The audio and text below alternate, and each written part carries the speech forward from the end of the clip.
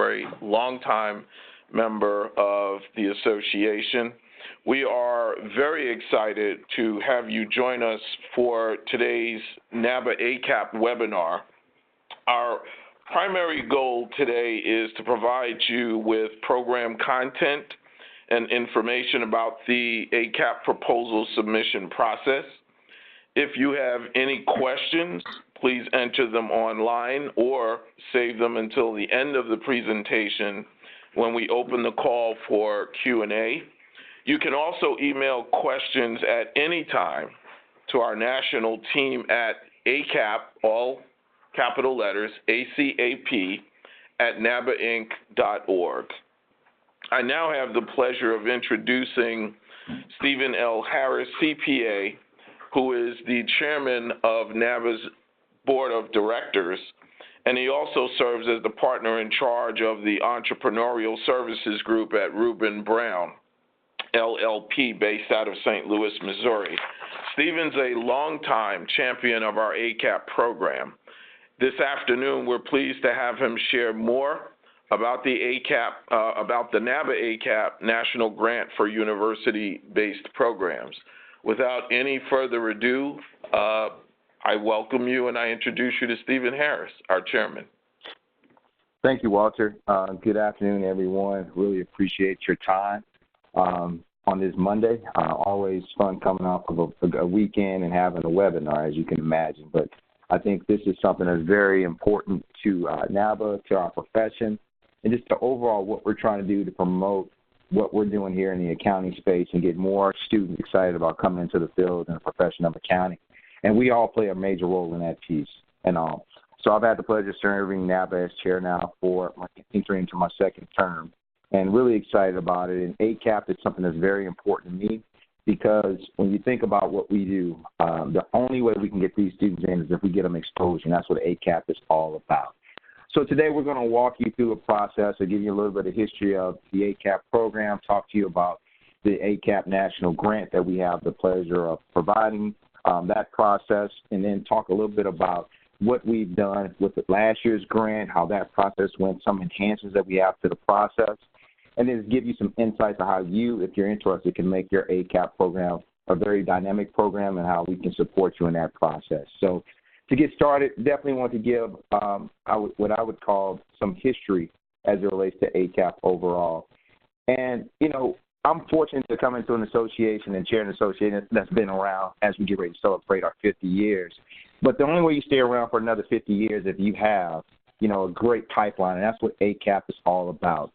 And so what I'm excited about is that we had some members that had a vision years ago to say, what are we going to do as an association to ensure that the pipeline is strong and people understand that the exposure to our professionals and exposure to what we can do in the accounting profession is one that's going to be critical to make sure that we are really relevant and we exist.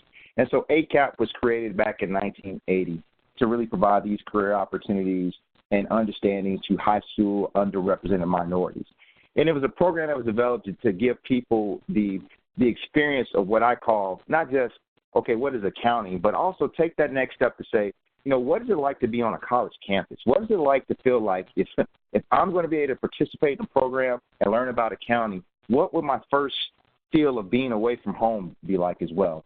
And so that's where the ACAP program was created. And in that spirit, the genesis of the program was thought to make sure that we had an opportunity to sit back and really create this experience for our students, create this experience for our professionals, and create this experience for a lot of what I call the parents that are involved in this process, because it's a village. It's not just NABA doing this alone. And so ACAP is an intensive week of programming selected for high school students. And through this process, we try to identify potential candidates for accounting and finance careers. When you look at what's happening and just some of the basic objectives, you know, basic understanding of career path in accounting and finance, that's what the core is there for. So when they come onto an ACAP program and when they step foot onto a campus, they're really learning about what does it take to really be an accountant, and what is this path of being an accountant? What can I do? If there's so many different disciplines and areas that you can go into accounting, and we try to really give them a lot of flavor of that throughout the course of the week. So they meet with real professionals serving in public accounting, corporate accounting, not-for-profit accounting, governmental accounting, and just overall exposure to our profession. But while we're there, we say, what can we do to help these students as well? What can we do to really move the needle to ensure that these students are not just going to go to, become great accounting students, but how can they be successful students overall? Because as we know, every student is not going to be an accounting student. But for the ones that do pick our path, great. But even the ones who are coming through the program, we want to make sure they have a great experience and understand what it takes to be successful in college. So what we do is we demonstrate a fundamental understanding of the importance of a high GPA. You'll be surprised how many students don't understand that going in. And so we're trying to catch them at a good time where they're able to have some impact and change in that if necessary. We give them insight on how to improve their SAT and ACT scores, an understanding of the college admissions process. So sometimes we're dealing with first-time generation students, and the overall process can be very overwhelming. And so we want to ensure that they have an opportunity to learn that and put their best foot forward. With that comes the college financing process. Every student's not forcing to get a full ride or get a lot of scholarships. So what do you need to do if you're trying to go to school, if you want to get grants, and how do you put yourself in the best situation if you're going to have to take out loans, do those type of things? How can you make sure that you leverage the process in the best way for you? We try to give them some understanding and embrace the effective study skills. So when they go back and they're finishing up either their junior or senior years in school, they got some great resources they can take and use today. And through that process is what they're learning in the ACAP program. And create a thoughtful and actual college and career plan. And so, walking away from the program, we want to make sure that these students really know what we're trying to achieve. You can't put on a program like ACAP without having the right support group, and everyone has a role in this process. And as you're looking at the slide, you see some of the key players in the role and their roles in this process. So we have, of course, NABA Inc. in our role in the process, along with the AICPA, the major firms, the colleges and universities, the state societies, and our community partners. And just to highlight a few of the responsibilities in this role. For NABA, this is a win-win for us because it's a major piece of our pipeline when you think about how we try to get our members engaged and understanding the value of NABA. And if I can get NABA members at an ACAP level and get them to transition to students and then the professional members, what I tend to have is long lifetime members that come back and be seasoned members that mentor others in the process so we can keep the life cycle going on. And we partner with all these other supporters to make sure that this happens. When you think about our role in this process overall, we're just really coming up with the general ideal and thought leadership behind this ACAP program. I will tell you that we've had ACAP programs across the country that have been hosted by a lot of our great chapters. But this program is a little unique because it's a university-based program, and we're partnering directly with the universities to put these on. And so what we provided is a leverage the best practices that we deliver that will deliver results from all the other programs. Starting with those programs from those chapters and bringing them up to this program that's for university-based programs. Building an infrastructure and technology to track the student progress, that's something important for us because we got to make sure that we're looking at the students and we're going back and understanding what they have to do. Can you go back a slide, please? Thank you. A commitment to continuous improvement in this process, and we're going to talk about that today. If you were involved in our process last year when we launched, we have some things that we want to definitely enhance upon and improve upon. We heard your feedback, and we're able to put some of those things in place. And so, of course, NABA is playing as the distribution mechanism for the funds as well. So we got a very important role. But we got some great partners, with the AICPA and how they're going to provide program evaluation and some oversight, monitor the programs, and looking at the overall national investment. And they're working with major firms as they're looking at their commitment and being involved because we need their people and their resources involved in this process as well. A major partner in this process is our colleges and universities and the role that they're going to play because as we select the schools that we're going to hold these ACAP programs on, we got to have good partners in place to where they have a great culture and where we can see our students being very successful for the long run. And when we're looking at this, we're not looking for a short-term investment. We want to make sure we got people in place and colleges and universities in place to see this as an opportunity for them to expand upon their diversity goals on a long-term perspective. We look at the state societies, they're involved in this process as well because, again, it takes a village to make sure we're getting great accounting students. And on the next slide, you're going to see why that's so important. And, of course, we got a lot of community partners that provide in-kind gifts and just an overall commitment to the success of the program. So when you look at the business case of what we're doing here, these are the stats that we see right now as it relates to African Americans in the pipeline for accounting. And these are numbers I don't think anybody in our profession they're excited about. These are not numbers anyone in our profession that they're not trying to improve upon. And when we look at these numbers, I think we're all motivated even more to make sure we make programs like ACAP very successful. So as I walk you across this timeline, you look at overall enrollments. Just to get a bachelor's in accounting degree, African Americans represent 9% of those students getting that are enrolled in those programs. Now, as you move across this grid, you look at even looking at the graduate programs. African Americans, we only represent 5% of the population in that space. Now, as we all look at graduation and our students, and when they get into the profession, when you look at the actual hires into, I would say, public accounting firms, African Americans represent 4% of the hires right now that enter into public accounting. And then when you look at the professional staff, it's even less at 3%. Now, where the rubber meets the road for most people in our profession is really pushing people towards their designation of becoming a CPA. And there's a lot of other certifications out there, but I think this is the one that we partner with the AICPA and we track, is the CPA. It's the ultimate designation in our profession. It tells people that, I am certified to do the work. And it tells companies that, hey, I can come in and do a great job. It tells clients, I know what I'm doing, I know my work. But it says something really important to our students, that you need to finish this race to get the CPA, to get the maximum exposure, the maximum opportunity, the maximum pay that you can to really optimize what this profession can have. And that CPA is so important.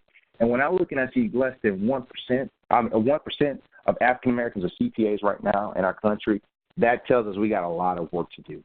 And then as you transition, when you look at so many of the roles of CFO and controller and partners at firms, you need to have that designation in place. And we're just tracking partner at public accounting firms, and it's that less than 1% of those partners represent African Americans. We have a lot of work to do. And our goal of working together and creating this ACAP program is that when we look out 10 years later, we got the right pipeline in place to see all these numbers improve over time.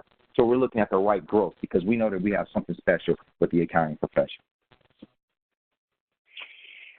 Every program has its benefits, and I would tell you the benefits for ACAP, they're great.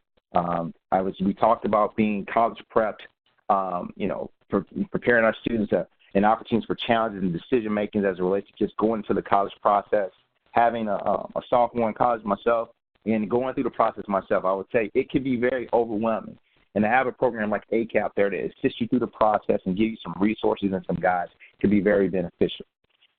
You can't discount the impact of professional exposure, and that's what we give our students in this ACAP program. When they have the opportunity to interact with actual professionals who are working in a variety of the spaces, whether it's public accounting, corporate accounting, or not-for-profit, whatever it may be, they can talk to people who are doing the jobs they aspire to be doing later today and see what is it like to be an accountant? What is your day-to-day like? They can ask those questions and see the path that they want to take. No program is not complete unless you have some element of personal development, and we've definitely made sure that's complete as well. And so we help our students identify and plan to acquire the skills to make them successful through some self-reflection and looking at themselves and how they're performing a day and getting the most out of the opportunity that's going to come to them as they navigate towards graduation from high school.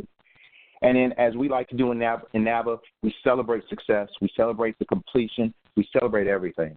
And so we celebrate our students who have been through this process with an award ceremony where we look at and we look back and say, what have you accomplished for the week? Because when you think about the fact that these students take a week out of their summer break and invest it in themselves, you have to celebrate that. And so we make sure we do so in a variety of different ways. In 2018, 2019, our program overview, I would tell you this was our first year launching the program on a national basis. Really want to thank the AICPA and AICPA Foundation for their support in that process. But we were able to get a great start in building upon what we're trying to achieve with this ACAP program. And like I said before, we got a host of programs that take place over the course of the country that are hosted by our chapters. But these programs that we have, what we're talking about today, are hosted by universities. So just some program highlights that we received 8 proposals last year, 4 institutions selected and were granted awards. We had 2 programs that executed in summer of 2018, and we had 2 programs that said, hey, we're going to execute in 2019. And that's very important because giving those institutions the opportunity to plan the program out for the year's time, we're expecting some great things to come this summer of 2019.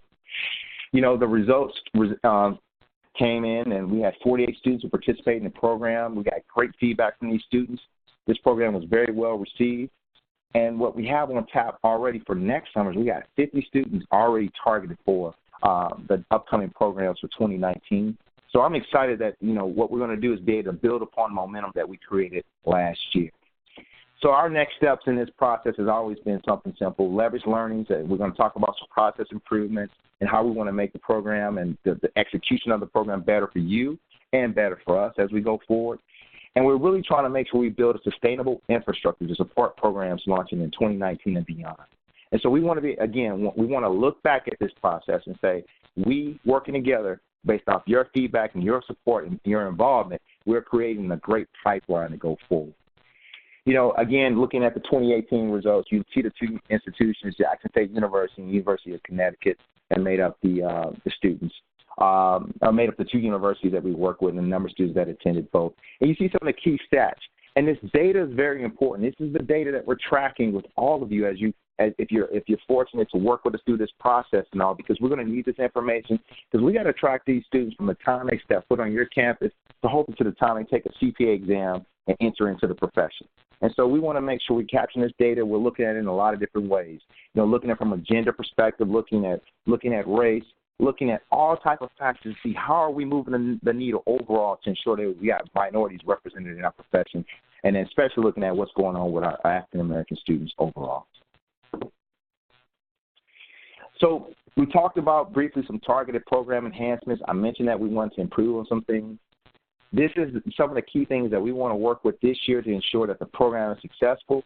This is the second webinar that we've had this year. So as you can tell, we moved the timing up for this going through the process, giving you a lot more time to complete the nomination form, the resources and support that are out there to help you out. But what we said we want to do is we want to enhance the marketing and branding of the program and overall objectives. We want to shout from the rooftops that ACAP is an important program, and NABA is doing its part to make sure we're putting the pipeline in our profession. We want to we want to implement process improvements to maximize efficiencies to provide ongoing program support. And what does that mean? We just want to make it easier for you all to execute these programs as we look at how we distribute funds, how do we get information to you, or how do we support you in a process as you're putting together your programs and your agendas when you're trying to make tweaks to those programs, and how you're trying to get connected with different resources to have and enhance your program. We want to help you out in that space and make sure we're doing our part to ensure that you guys have dynamic ACAP programs. We're going to recruit additional leaders within our profession to provide thought leadership and oversight. And so one of the things I'm tasked with doing is putting together a national committee to really look at the ACAP program nationwide and looking at what we're doing with the chapters, look at what we're doing on a national base, and provide some great insight into how we can enhance this process and make sure that the profession sees this as something that's very important that started with NABA, and we want to make sure that we keep building upon it with NABA. But when you're looking for the best high school program, and I mean the best high school program to send any student to, you're going to come work with NABA to do that because our ACAP program is first class. Summer 2019 program preview. Again, we're utilizing funds to increase the number of programs executed in summer 2019. We're going to generate interest and drive program growth and expansion for summer 2020 and beyond. So as you can see, we're not looking at this from a year-by-year basis. We're looking at this from ongoing sustainable support. And what can we do to continue to move the needle to make that happen? It encompasses looking at funding, looking at the process, looking at the oversight, and making sure that NABA from a national headquarters perspective have the resources in place to support and help execute some of these programs. Because, as these programs are put on at the universities, we're here to help you to make sure that these programs are best in class. We're looking at a potential two additional programs slated for late execution in early July of 2019. The proposal submission window currently open through December 17th. As you know, that process was pushed into January last year. We want to get this process taken care of, get it solidified, so we can get the applications and the proposals submitted to our committee, so we can get those reviewed, so we can start the announcement and get the planning process going and get it all executed time. Looking at the key tactical enhancements and some that I've mentioned, 2019 program implementation begins earlier, and then looking at taking the fact that I think last year we issued one payment late in the process, and I own up to it. We're looking to break down into 3 payments, and we'll talk about how we're going to look at those installments to be initiated, because there's some key things we need from each one of you to make it successful as well. So looking at criteria for the program, if you're considering looking at some key items, like first, eligibility. You start with that. This is the opportunity is open to colleges and universities with accredited accounting and finance programs. We always say priority will be given to new and a newly expanded ACAP program. So we know a lot of times we're working with universities that have ACAP program that they've started on site. Maybe they're working with a local chapter, but we're trying to expand what we're doing. So we definitely want to let you know that it's not a chance that you may not get awarded, but we're trying to make sure we enhance the programs and add on new programs as we go forward. General guidelines, you have to have a strong culture of inclusion. We call it like cultural alignment, high CPA pass rate, and you have to be accredited. And the one factor I want to really emphasize for this call is that culture. That's so important because when we look at what we're doing here, we're taking our precious gems here when we talk about our high school students, and this is a lot of times their first exposure to the university and to the accounting profession. We want to make sure it's in the right environment. So we're really looking at that culture to make sure it's the right place where we can nurture and grow these students and that they're going to be successful in your environment. So that's very important to us. The budget allocation is important, looking at how you allocate the funds, whether it's going to be participant costs, material supplies, and student travel. There's lots of great resources and examples to help you out as you complete your budgeting process and creating your overall programs. And then, of course, just overall requirements is submission of a complete proposal, utilization of the prescribed student pre- and post-assessments. Those assessments are very important because that's our opportunity to see how we're doing, with the students entering into an ACAP program and what's the feel of them coming out of the program. Did we change any minds in the process? Those pre- and post-assessments are going to tell us that. Looking at progress reports with tentative agendas, the final report, and, of course, your financial information and a list of attendees. So we want to make sure we let you know up front a lot of information we're going to need for you because we want to track this information to make sure we're showing great progress in what we're doing overall to expand the profession going forward. The grant proposal and funds distribution timeline is really set up to help you all and help us as well. So as we look at the application deadline being December 17, 2018, we're trying to say, okay, before everybody goes on winter break, we want to get these programs and get these proposals and applications complete. Resources are available to help you if you have questions. Hopefully, if you've started that process already to kind of pull it all together. And again, a lot of resources are there to help you with that. Approvals and fund dispersed. The first tranche of report funding is going to be distributed January 31st, 2019. We want to get that seed funding out there once we get the approval so people can get started and planning their programs. Then the programs will finalize and funds dispersed April 30th. So we're looking at before we get to the summer months. So another installment of funding will be distributed to people awarded. So that way you can get your program executed, get key expenses paid for. Looking at the programs to be executed between that June and July time frame. And then after the completion of the program, once we get those final assessments and that information we're requesting from you, we'll get our last submission of funding submitted to you all so we can complete our process and we can move forward. So the program development breakdown, when you look at, November, December time frame, finalized budget, securing dates and location. And this slide here is really just to kind of help you all kind of stay on track with if you're interested in this and the time commitment of what you may want to do. This is what we're trying to lay out for you because as we saw people walk through this process, we saw these are some key things that kind of make it very, very successful. So, again, like looking at that November to December time frame, secure dates and locations. You look at the curriculum because a lot of these things need to be submitted in your application. So that's what we're saying. Get all that upfront planning stuff behind you as you get ready to finalize your proposal. January, May, once you get the notification, you can secure volunteers, you can promote the program, select students, and then, of course, finalize your program. June, you want to make sure you have the students complete that pre-assessment, conduct the programs, really no later than July. I think if you get into the August time frame, you get into that, I would call the danger zone, the students going back to school, family vacations, and some other things. Now keep in mind, I say this tongue-in-cheek, but you should have no problem working with parents in this process to make sure that they want the student to come. Because if they can come and drop off the kids for a week, that gives them a week away from the kids. In most cases, I don't know any parent who would turn away that. But it's a great opportunity for them to be involved in the process, too, because there's a lot of good information that we provide to parents as they're looking at trying to get the financing and the college application process nailed down because they got to help their kids through this process as well. Then finally, once we do that, we get the post-assessment completed and get that amount sent into the NABA national headquarters. We provide some considerations for you all to make this a very successful program. We recommend, designated ACAP director to help you expand the program, the scope, and the opportunities.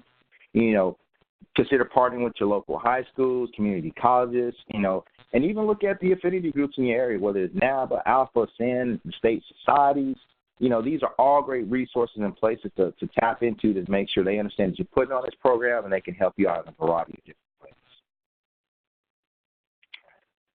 When we look at, some of the key processes and, really, I would say around expectations, each director reports to NABA may hire volunteers, committees, you may have some paid staff and some other key things. When you look at your funding and what you're trying to do in that space, you want to make sure you're setting up expectations with these individuals coming right in. Because the success of the program is really based in the individuals who's going to be executing your program going forward. They're the first line of defense in ensuring that our profession is seen in a great light.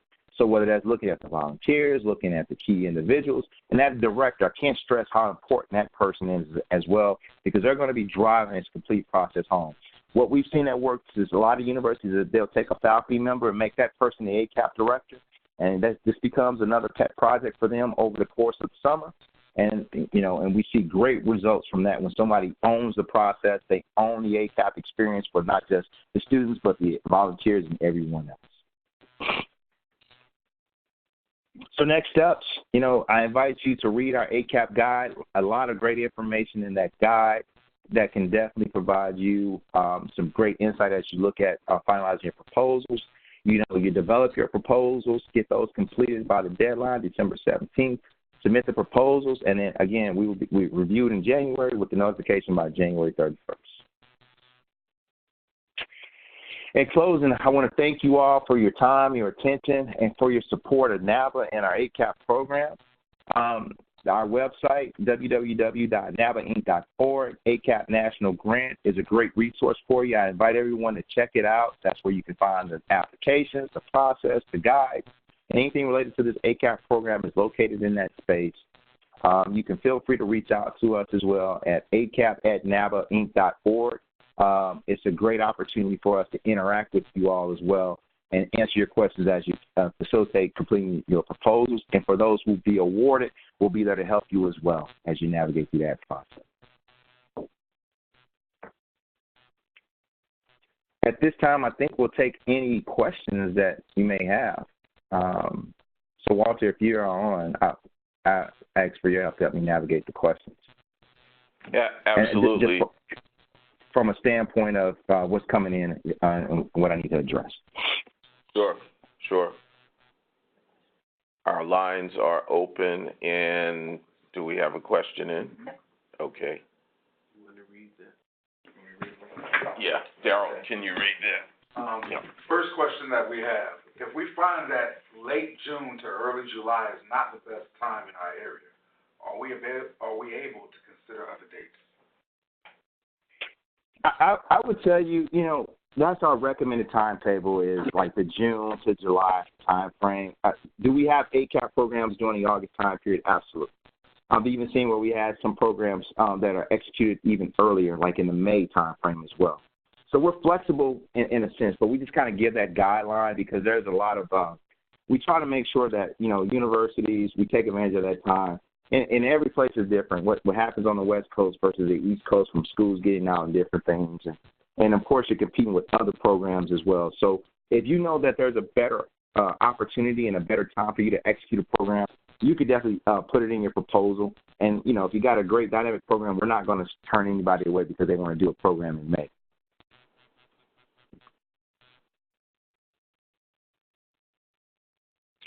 Any other questions?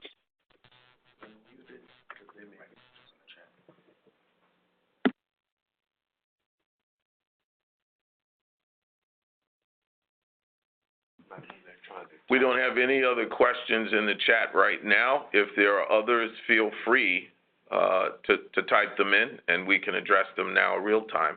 or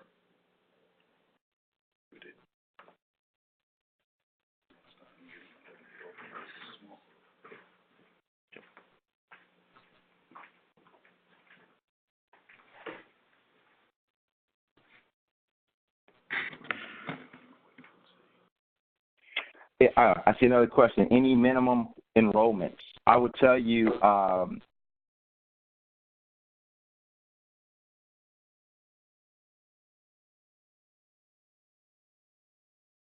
that's made, you want to be around that 20 student number from a minimum standpoint and all. That will be the goal that you're shooting for. Now, I would tell you what you'll typically find is that you're going to have a hard time narrowing down, because if you get out in front with your marketing and your exposure and everything, that what you're trying to do with your local high schools and, you know, churches, there's different things in your community, that whatever you may be tapping into, you'll find that the students will definitely be there, and to narrow down to 20 is going to be hard. If our local chapter is not listed as having a program, can we? If our local chapter is not listed as having a program, can we still apply? Absolutely. I would tell you, you definitely want to look at that, and there's an opportunity to work with that local chapter and get them involved as well. Create an opportunity where our NABA membership is involved as best we can in this process. Our NABA members, they know and understand ACAP. They're involved with it in a lot of different ways. But if you're in an area where you have not had a local chapter participate in that process, it's a great way to get them engaged and help you out. The next question, will NABA have the pre and post surveys available for the university? And yes, we'll have those information and those surveys available for you. Upon awarding, you'll get that information, because, again, that's a key piece of the data that we need to ensure that the program is being effective, and we share that information with the AICPA. We're asked the question, is sample budgeting available? And I would tell you, yes, sample budgets are available. In the document that we provided in the ACAP guide, you will see some sample budgets.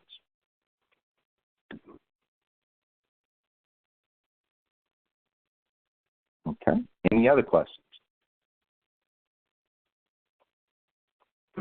Well, they tell me where I come from. If you have a meeting that ends early, that means it's a great meeting. So I love to have great meetings. So, we got another program that's came in. If we had a program last, can we still apply? Absolutely. If you had a program last summer, please still apply. And so we had another question that came in. But if they say where I come from, if you end early, it's a great meeting. So I want to make sure we have a great meeting by ending early. And again, we want to thank you for your attention. We want to thank you for your interest and your energy and really helping us move the needle in our profession.